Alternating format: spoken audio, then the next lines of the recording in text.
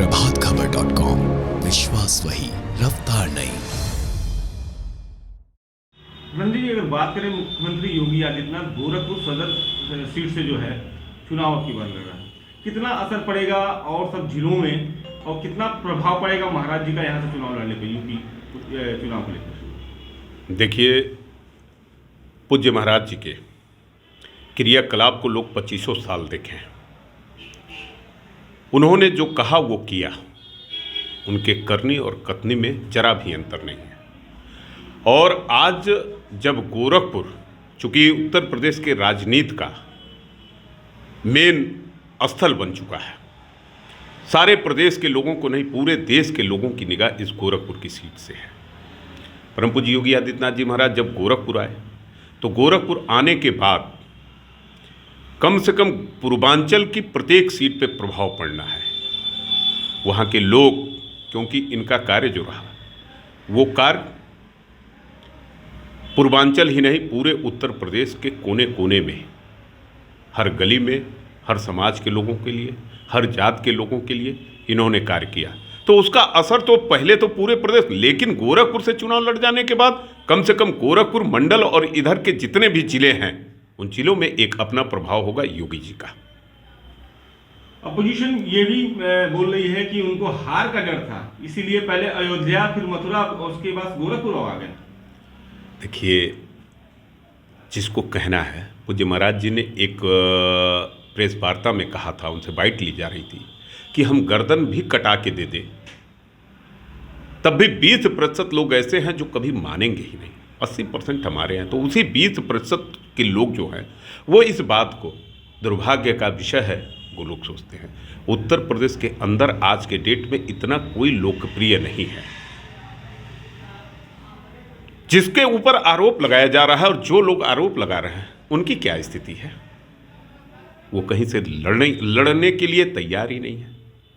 कम से कम पूज्य महाराज जी तो यहाँ से लड़ रहे हैं। अन्य दलों के जो भी मुख्यमंत्री के दावेदार हैं वो सब तो रणछोड़ हैं, कहीं उनकी स्थिति कहीं पते नहीं चल रही है।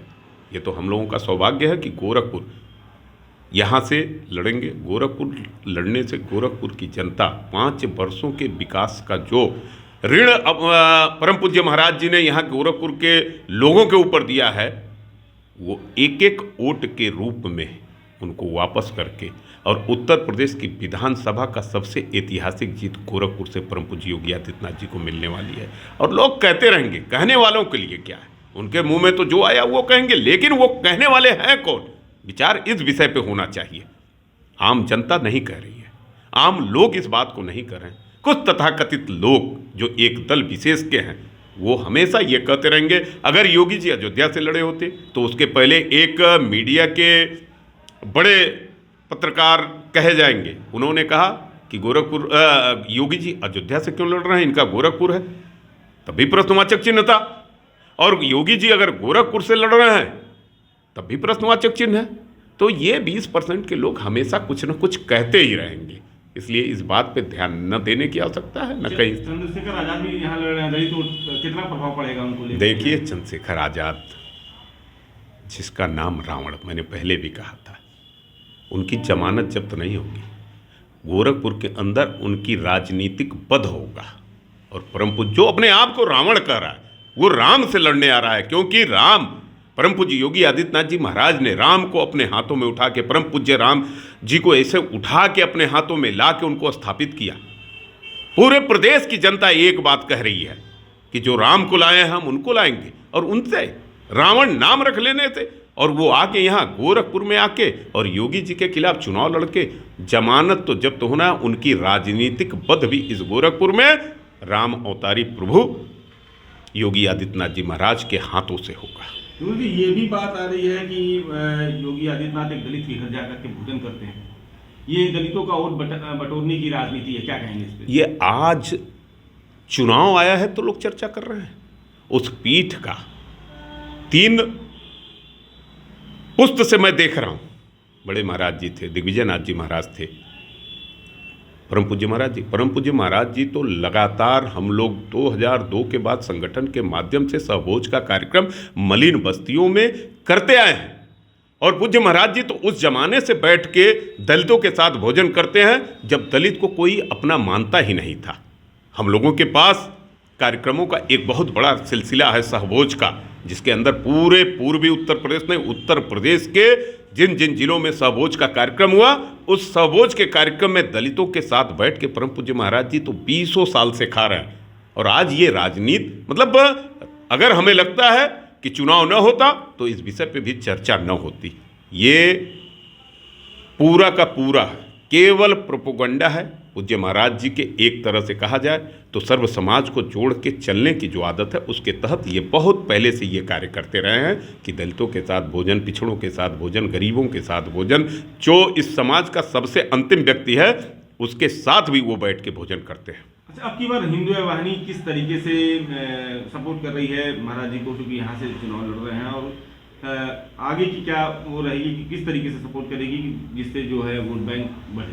देखिए, हिंदू युवा वाहिनी पिछले 2002 से लेके सामाजिक कार्य करती रही है, लोगों के बीच में रही है, हर व्यक्ति से चर्चा का। जब उस 2017 के पहले जब किसी को कहीं कुछ दिखाई नहीं देता था, उस समय केवल एक चीज़ नज़र आती थी लोगों को, हिंदू युवा वाहिनी। और हिंदू युवा वाहिनी तो आज नहीं, आज 5 साल से सिर्फ प्रदेश के कार्यों को लोगों के बीच में रख रही है, लेकिन उसके पहले भी ये हिंदुओं के लिए कार्य की है, समाज के लिए कार्य की है, संस्कृत के लिए कार्य की है, अपनी सभ्यता के लिए कार्य की है। तो हमें कोई नई चीज़ नहीं है, हमारे लिए तो सब कुछ पुराना है। हम रोज़ कार्य करते रहे हैं।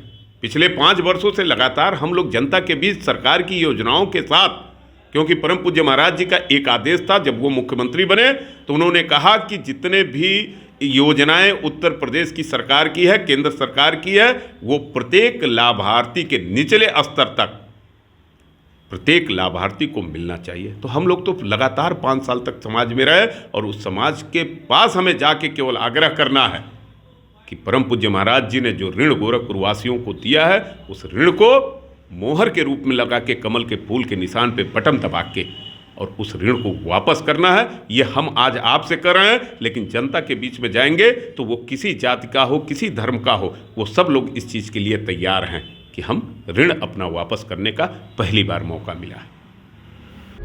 प्रभातखबर.com, विश्वास वही, रफ्तार नहीं।